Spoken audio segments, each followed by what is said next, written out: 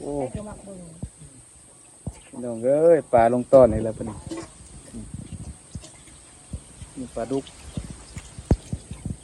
กให้ต่อยแล้วตัวนี้ เนี่ยอุกใจอยากว่าสันติ เนี่ยจะอุกใจนี่ สิเลือกปลาซิ่วอะไรพี่น้องนะ จะลุกเป็นน้ำมือสิ ผมบ่ได้ไปใส่จะเลือกปลา ว่าซื้ออีกการ มันไม่กล้าไว้ บัวเท่านี่นะก็เรียกเขาปัวดีแล้วเพราะว่า โอ้ยเนี่ยขี้ยาเนี่ยเดือดป้าบ่ได้อยู่ได้เศร้านี่ได้ นี่ปลาเค็งพี่น้องปลาเค็ง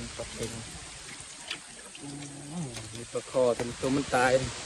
ใช่ไหมมันลงแต่เมื่อคืนนี่ ลงเมื่อคืนนี่แล้วมัน ไปยาก มันแย่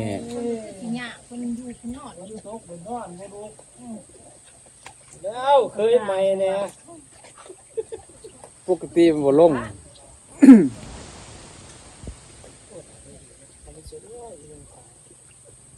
บ่ได้ทอกใส่นะแล้วก็ทอกเบิ่งเลยก็บ่มีมือจับใส่เจ้า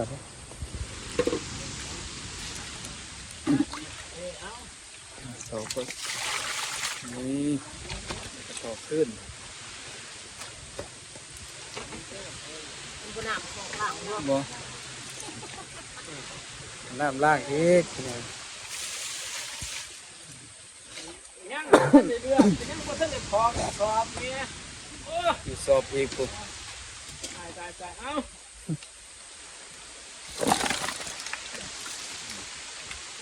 ดูเป็น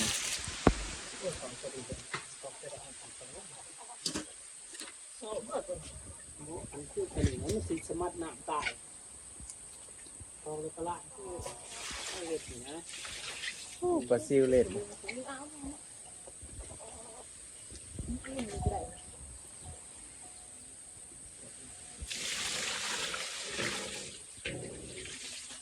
เอาต่อไป เล็ดปลาดุกเอามา นี่ขนาด ปลามันแห้ง เขาว่าทองอนี้เขาว่าทองขึ้นนี่ก่อนทองไปนี่นะทองฟ้านี่ล่างนี่ก็จังเอาน้ำใช่ไหมมันสิสมัดตายเ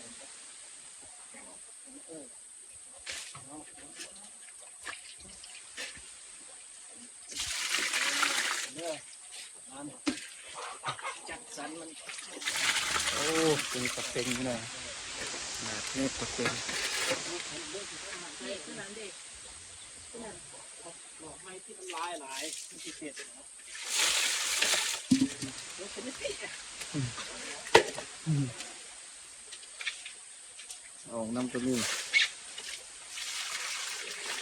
ลายมันข้าวจังคนใดมันจะตาย เรียกปลาไปใส่กระซ้ำเนี่ยปลากระซ้ำจะเจ้าซ้ำบ่ โอ้ตาย ใส่ซ้ำจะได้เต็มซ้ำสปอปลาเค็งนี่ใหญ่ที่ตัวนี้ไปน้ำก็มี พี่ใกล้กับโบราณปานนี่ดอกปีนี้เพิ่นได้เคยใหม่แน่ตอนมาฟ้านุ่งตอนขนาด ข้าฝนก็ดีวะ ฟ้าฝนก็ดี ผู้ชายก็สะออนพี่น้องผู้เบิ่งก็สะออนว่า อันนี้ซุ่มมันตายยังอีกตัวนั้นกระสอบหันยังบ่ทันได้ถอก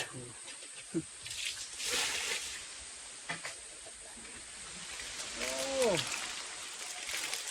เก่ง ต้องให้นักข่าวเพื่อจะผ่านที่เขาไปซุกเนาะ นะครับเองนักแล้วตัวเอาสิว่าแล้วกระดุกบุท่านได้เก็บมาเบิดเลยเดี๋ยวอยู่นี่ก็มี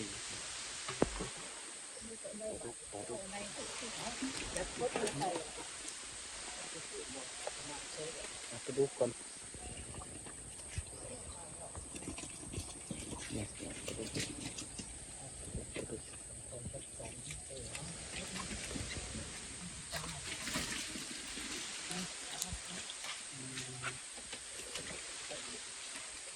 โอ้หมาตัวนี้เอาน้ำใส่ เป็นตะเค็งนี่ตะเค็งโปะตะเค็งเอ้าเค็งนี่ใช้แบบนี้นะ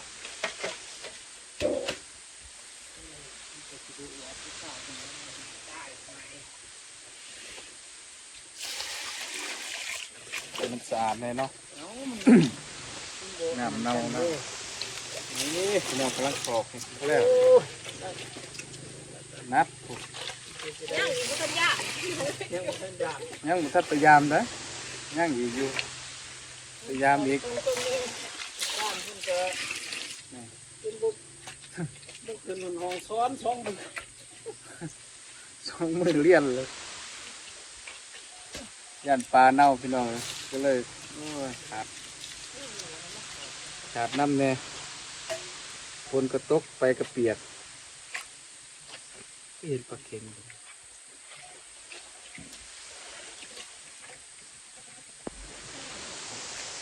โอ้ปลาซิวนี่แหละปลาซิว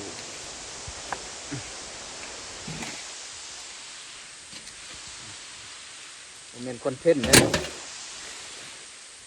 ต่างปลาสดๆเลยนะต่ออีกต่ออีกแล้วนะลองข้ามคันเลือกเอาเลยเดินเอาเองได้เนี่ยจะเนอว่าสิบรรยายเกินอีก บรรยายเกินภาพใช่แล้วนี่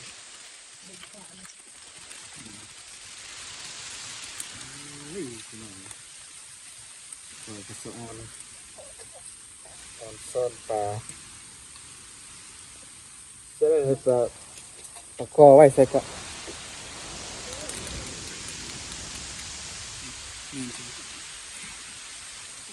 โคตร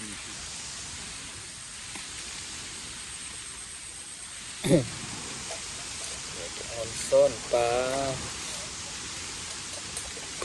เสียปลาใส่ปลานึ่งกัน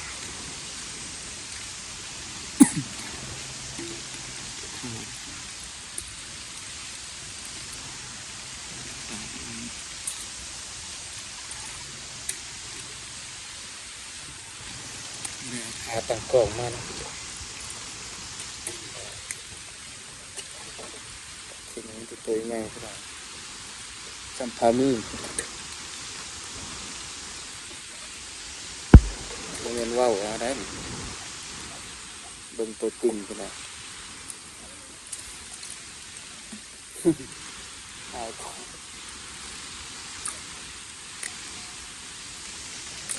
ตัวตโน่ครับ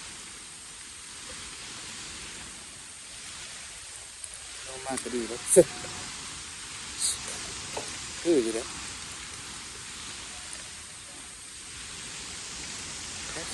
เรียบ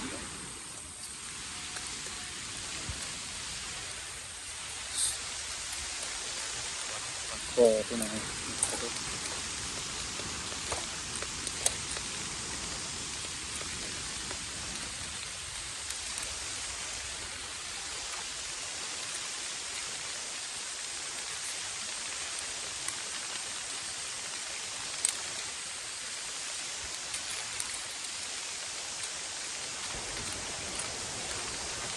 ปลาใหญ่ลายหน่อยส่วน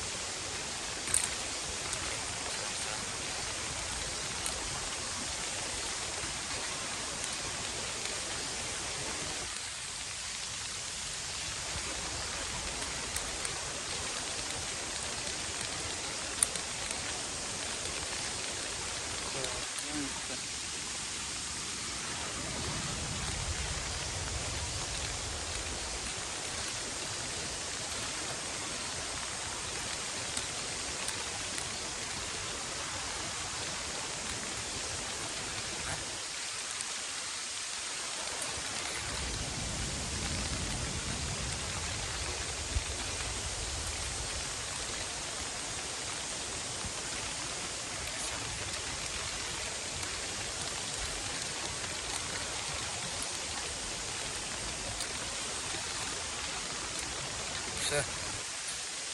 ไก่ไก่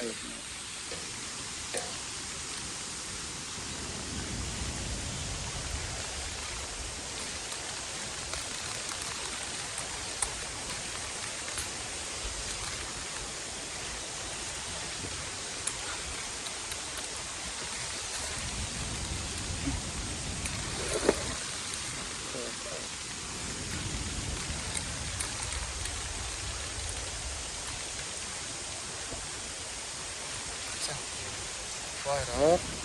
นะ เจ็บเส้นเลย